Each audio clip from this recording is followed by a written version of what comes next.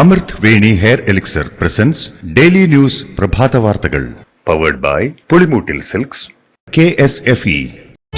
ഈ ആണുങ്ങൾക്ക് മാത്രം എന്താ ഇത്ര അധികം നെറ്റ് കയറലും ഹെയർ ലോസ് ഒക്കെ ഉണ്ടാവണേ? ആണുങ്ങളുടെ ഹെയർ ലോസിന്റെ മേജർ റീസൺസ് തന്നെ ഡിഫറെന്റ് ആണ്.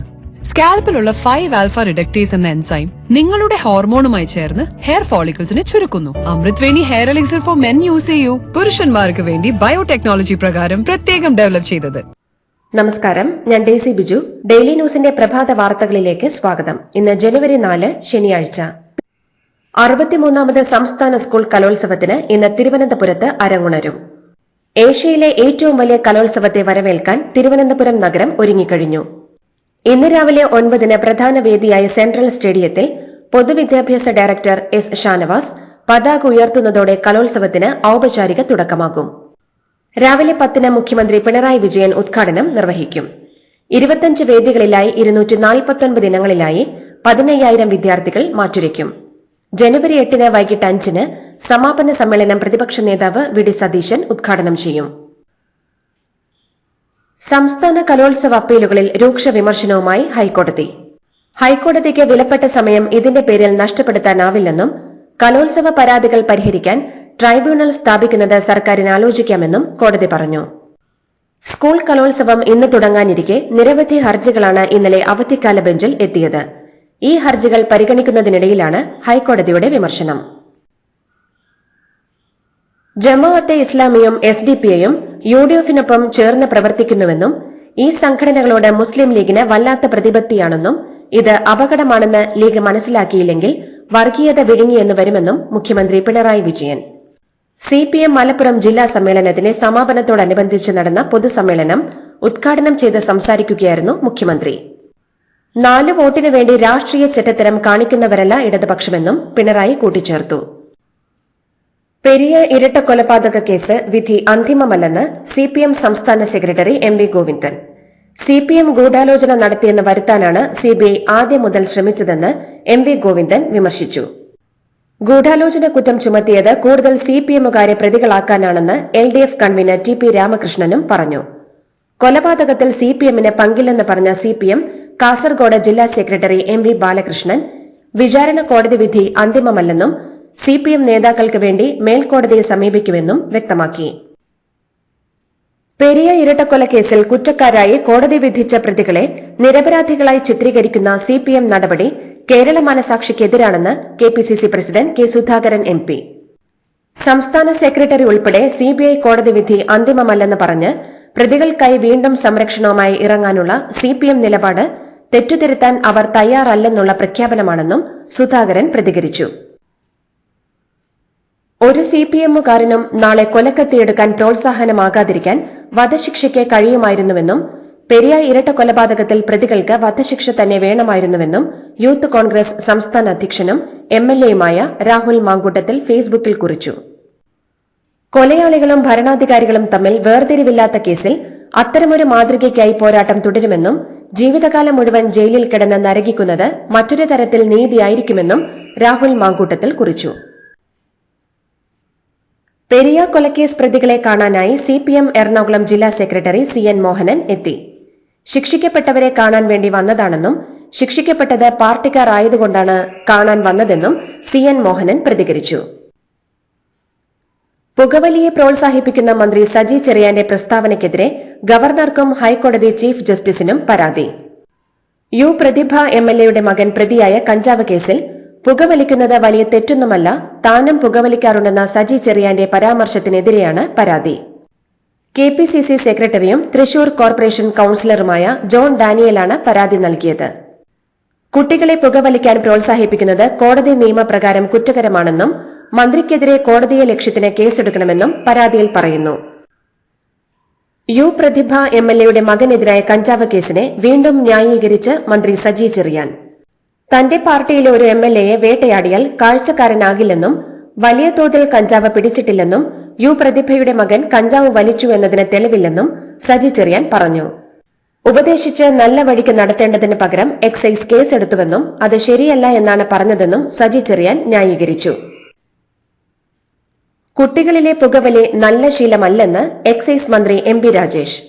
കുട്ടികളിലെ ലഹരി ഉപയോഗം കുറയ്ക്കാനാണ് എക്സൈസ് ശ്രമിക്കുന്നതെന്നും പുകവലിയെക്കുറിച്ച് മന്ത്രി സജി ചെറിയാൻ എന്താണ് പറഞ്ഞതെന്ന് അറിയില്ലെന്നും അദ്ദേഹം പറഞ്ഞതിന് മറുപടിയായല്ല ഇത് പറയുന്നതെന്നും മന്ത്രി പറഞ്ഞു.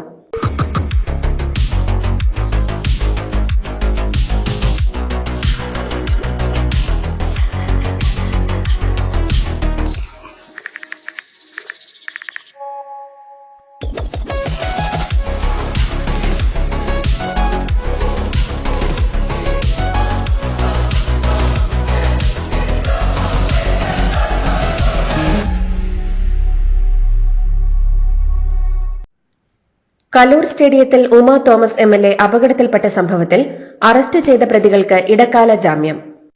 നൃത്തപരിപാടിയുടെ മുഖ്യ സംഘാടകരായ മൃദംഗ വിഷൻ MD നികോഷ് കുമാറിനും മറ്റു പ്രതികളായ ഷമീർ അബ്ദുൾ റഹീം, ബെന്നി, കൃഷ്ണകുമാർ എന്നിവർക്കും Ernakulam judicial first class magistrate കോടതി ഇടക്കാല ജാമ്യം അനുവദിച്ചു.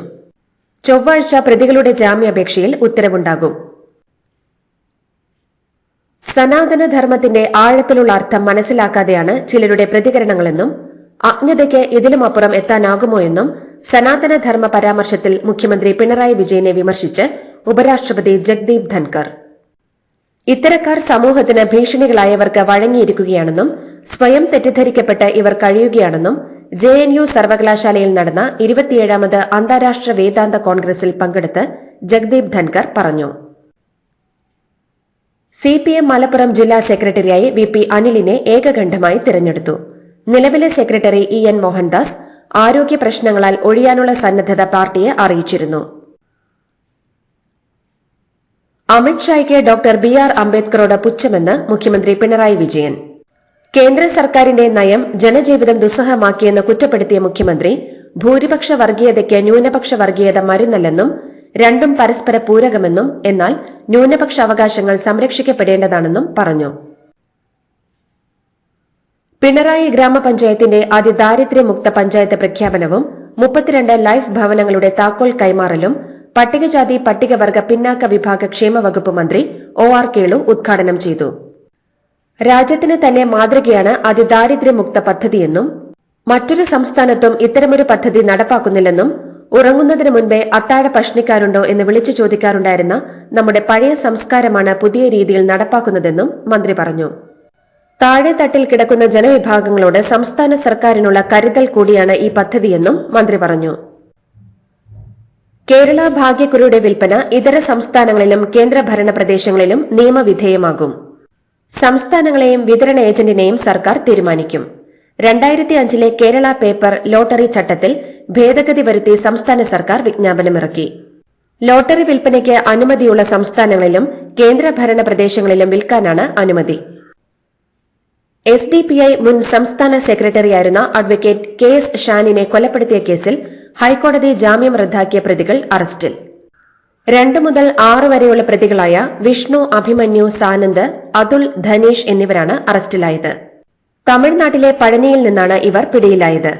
ജാമ്യം റദ്ദാക്കിയതിനെ തുടർന്ന് ഇവർ ഒളിവിൽ പോയിരുന്നു. പിന്നാലെ ഇവർക്കെതിരെ ആലപ്പുഴ ജില്ലാ സെഷൻസ് കോടതി വാറന്റ് പുറപ്പെടുവിച്ചിരുന്നു.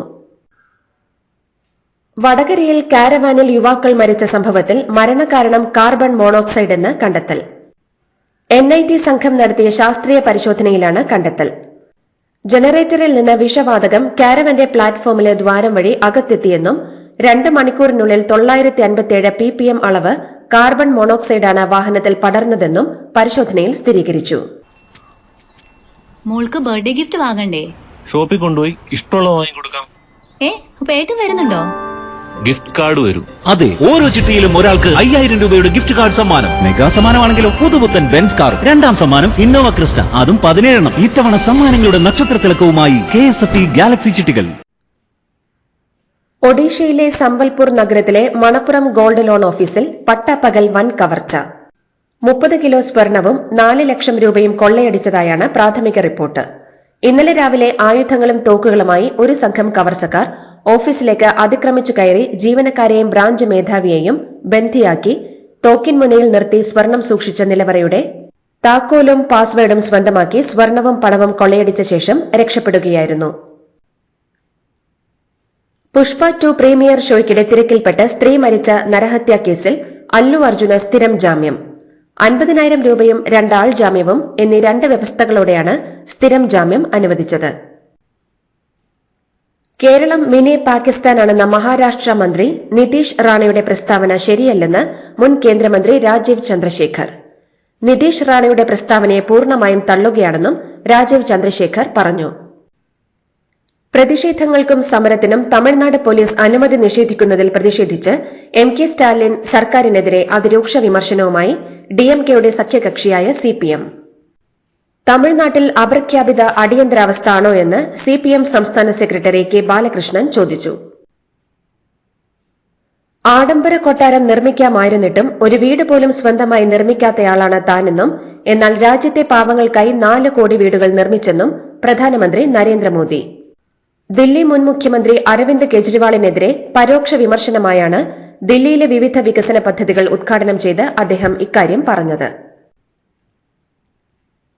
പ്രധാനമന്ത്രി നരേന്ദ്രമോദിയുടെ ആരോപണങ്ങൾക്ക് മറുപടി നൽകി ആം ആദ്മി പാർട്ടി ദേശീയ കൺവീനറും മുൻ മുഖ്യമന്ത്രിയുമായ അരവിന്ദ് കെജ്രിവാൾ 2700 കോടി രൂപയ്ക്ക് വീട് പണിത 8400 കോടി വിലയുടെ വിമാനത്തിൽ പറക്കുന്ന 10 ലക്ഷത്തിന്റെ കോട്ട് ധരിക്കുന്ന ഒരാളിൽ നിന്ന് ശീഷ് മഹൽ പരാമർശം വരുന്നത് ശരിയല്ലെന്നും BJPയുടെ പാർപ്പിട വാഗ്ദാനം പകുതിയിലധികവും നടന്നിട്ടില്ലെന്നും കെജ്രിവാൾ ആരോപിച്ചു.